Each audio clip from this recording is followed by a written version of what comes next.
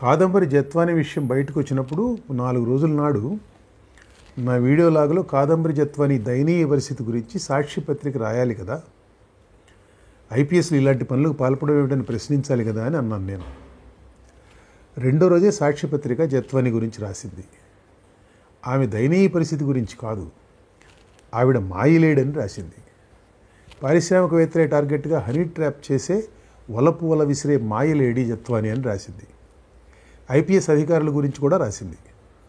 బాధితుడి ఫిర్యాదుతో కేసు నమోదు చేసి దానిని ఛేదించారట వారు ఐపీఎస్ అధికారులు. హనీ ట్రాప్ విసిరే జత్వాని బ్లాక్మెయిలింగ్, ఫోర్జరీ పత్రాల ద్వారా పలువురి ఆస్తులు కొల్లగొట్టిందట. బాధితులకు అండగా నిలవాల్సిన ప్రభుత్వం వారిని దోషులుగా చూస్తున్నదట. విన్నారుగా. సాక్షి రాత ప్రకారం కాదంబరి జత్వాని ఒక ఘరానా మోసగత్తె, హనీ ట్రాప్ స్పెషలిస్ట్. ఆమె వేసిన హనీ ట్రాప్ కేసును వైఎస్ఆర్సీపీ ప్రభుత్వ హయాంలో విజయవాడ పోలీసులు అత్యంత సమర్థంగా సత్వరం పరిష్కరించి శభాష్ అనిపించారట. పూర్తి చట్టబద్ధంగా వ్యవహరించి దేశంలోనే ఎందరో బడా పారిశ్రామికవేత్తలు, రాజకీయ నేతలు, బ్యూరోక్రాట్లను బ్లాక్మెయిలింగ్కు పాల్పడుతూ మోసం చేస్తున్న కాదంబరి నేరాలను అడ్డుకున్నారు. వారి చర్యలను అభినందించాల్సింది పోయి టీడీపీ కూటమి ప్రభుత్వం పోలీసు అధికారులపై తప్పుడు ఆరోపణలతో వేధించేందుకు రంగం సిద్ధం చేస్తోంది. ఇది సాక్షి వాదన. నిజమేనేమో అనుకునే ప్రమాదం కూడా ఉంది. అలా ఉంటాయి సాక్షి రాతలు. ఇన్ని పత్రికలు ఉండగా మనం ఒక సాక్షి పత్రిక రాతల గురించి ఎందుకు చర్చించుకోవాలనే ప్రశ్న రావచ్చు ఇక్కడ. అనేక సార్లు నేను ఈ ప్రశ్న గురించి చర్చించాను. నేను రాసిన విధ్వంసం పుస్తకంలో దీనిపైనే ప్రత్యేకంగా ఒక అధ్యాయం రాశాను. మళ్ళీ కూడా ఇక్కడ సమాధానం చెప్తాను. సాక్షి వైఎస్ జగన్మోహన్ రెడ్డి యాజమాన్యంలోని పత్రిక. జగన్మోహన్ రెడ్డి ఇప్పుడు ప్రతిపక్ష నాయకుడు. ప్రస్తుత ప్రభుత్వానికి చెడ్డ పేరు వస్తే దానివల్ల ఆయనకు రాజకీయంగా లాభం. గత 5 ఏళ్లుగా ఆయన ముఖ్యమంత్రిగా పనిచేశారు. ఆ కాలంలో ఆయన చేసిన పాలనకు మంచి పేరు వస్తే దానివల్ల కూడా ఆయనకు లాభం. జగన్ సొంత పత్రిక కాబట్టి అప్పుడైనా ఇప్పుడైనా ఆయనకు రాజకీయంగా లాభం సమకూర్చే రాతలే రాస్తుంది సాక్షి. అంటే అవసరాన్ని బట్టి లేనిది ఉన్నట్టు, ఉన్నది లేనట్టు రాయొచ్చు. దీనిని కాన్ఫ్లిక్ట్ ఆఫ్ ఇంట్రెస్ట్ అంటారు, విరుద్ధ ప్రయోజనం. కాబట్టి రాజకీయ పార్టీలు, వాటి నాయకులు పత్రికలు, న్యూస్ ఛానల్ నడపకూడదు. అలా నడపడం clear case of conflict of interest. ఉదాహరణకి ఈ జత్వాని కేసే తీసుకుందాం.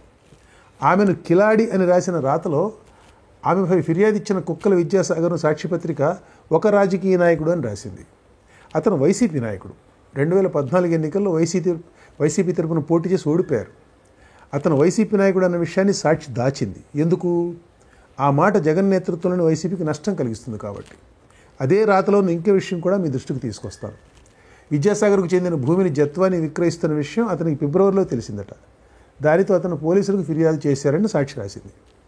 ఇలా రాసిన ఈ రాతలో ఎక్కడా కూడా విద్యాసాగర్ ఫిర్యాదు ఇచ్చిన తేదీ కానీ, పోలీసులు ముంబై వెళ్లి జత్వానిని అదుపులోకి తీసుకున్న తేదీ కానీ, ఆమెను విజయవాడ తీసుకొచ్చిన తేదీ కానీ, మ్యాజిస్ట్రేట్ ముందు నుంచోబెట్టిన తేదీ కానీ కనపడవు. క్రైమ్ రిపోర్టింగ్లో తేదీలకున్న ప్రాధాన్యత నేను సామాన్య పాఠకులకు కూడా వివరించనక్కర్లేదు. సాక్షి ఎక్కడా తేదీలు ఇవ్వకుండా జత్వాని కేసును రిపోర్ట్ చేయటమే ఆ తేదీలకున్న ప్రాధాన్యతను చెబుతున్నది. తేదీలు ఇస్తే పోలీసు కథనం డొల్లతనం బయటపడిపోతుంది. కాదంబరి జత్వానిని భయంకరమైన బ్లాక్మెయిలర్గా, మోసగతిగా చిత్రించారు. ఆ ఆరోపణలో నిజానిజాలు తెలుగు నేను పోను. ఇలాంటి కేసు బయటకు వచ్చినప్పుడు ఆ మనిషికి సంబంధించిన ఇతర విషయాలపై కూడా ఎంతో కొంత చర్చ జరగడం సహజం. కానీ ఏ కేసులైనా వాటితోటి నిమిత్తం లేకుండా బాధితురాలికి నష్టం సంభవించిందా లేదా అన్నదే అసలు విషయం. అదే ముఖ్యం. సాక్షి పత్రిక దానిని వదిలేసి బాధితురాలిని జత్వానిని విలన్గా చిత్రించి, విలన్లైన పోలీసు అధికారులను బాధితులుగా చిత్రించింది. ఇది చెడ్డ జర్నలిజం అన్న సంగతిని గుర్తించడం ఎంత ముఖ్యమో, ఇలాంటి చెడ్డ జర్నలిజానికి ఆ పత్రిక ఎందుకు పాల్పడుతున్నది అన్న ప్రశ్న వేసుకోవడం కూడా అంతే ముఖ్యం. అలా వేసుకుంటే పైన చెప్పిన కాన్ఫ్లిక్ట్ ఆఫ్ ఇంట్రెస్ట్ అన్నమాట జవాబుగా వస్తుంది. కాదంబరి కేసు విషయంలో ఆమె చెప్పింది నిజమైతే జగన్ జమానాలో ఏపీలో ఐపీఎస్లు మాఫియాగా వ్యవహరించినట్లన్నమాట. అప్పుడు దాని వెనుక ఉన్న రాజకీయ నేతల సంగతి కూడా బయటకు వస్తుంది.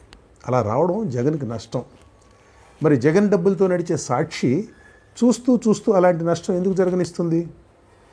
వీలైనంతవరకు అడ్డుకోవడానికే ప్రయత్నిస్తుంది కదా. వివేకానందుడి హత్య కేసులో సాక్షి ఎన్ని కథనాలు ప్రచారంలో పెట్టింది మనం చూడలేదా? ఇక్కడ చర్చ జరగాల్సింది కాదంబరి జత్వాని చేసిన అభియోగాలపై. సాక్షి దానిని గాలికి వదిలేసి ఆమె వ్యక్తిత్వ హరణంపై దృష్టి పెట్టింది. మనం జత్వాని చేసిన అభియోగాలను కూడా పక్కన పెడదాం. ఆమె చెప్పకుండానే మనకు కనపడుతున్న కొన్ని అంశాలకు జవాబు ఇవ్వమని సాక్షిని అడుగుదాం. మోవ మండలానికి చెందిన విద్యాసాగర్ జగ్గయ్యపేట భూముల వ్యవహారంలో ఇబ్రహీంపట్నం పోలీసులకు ఫిర్యాదు ఇవ్వడం ఏమిటి దీని వెనక ఉన్న లాజిక్? సరే, ఆ ఫిర్యాదు ఇచ్చింది, దానిపై ఎఫ్ఐఆర్ నమోదైంది ఫిబ్రవరి 2వ తేదీన. పోలీసు అధికారులు ముందు రోజునే ముంబైలో ఉండటం ఎలా సాధ్యపడింది? కుక్కల విద్యాసాగర్ ఫిర్యాదుపై చర్చకు క్షణాల్లో స్పందించడానికి ఇతను ఏమైనా సైనిక దళాల ప్రధానాధికారా, లేక జాతీయ భద్రతా సలహాదారా? అమ్మో, ఈ కేసు ఛేదించకపోతే దేశ భద్రతే ప్రమాదంలో పడుతుందనుకోవడానికి. నిజానికి దేశ భద్రత ప్రమాదంలో ఉందన్న కానీ పోలీసులు ఇంత వేగంగా స్పందించరేమో. ఫోర్జరీ ఫిర్యాదుపై ఒక ఐపీఎస్ అధికారి నేతృత్వంలో పోలీసు అధికారుల బృందం ఆగమేఘాలపై విమానం ఎక్కి వెళ్ళడమా? ఈ స్థాయి స్పందన అవసరం ఏమిటి? మీ యజమాని ముఖ్యమంత్రిగా ఉండగా పోలీసులు అన్ని కేసుల్లోనూ ఇలానే స్పందించారా? చెప్పండి కొంచెం.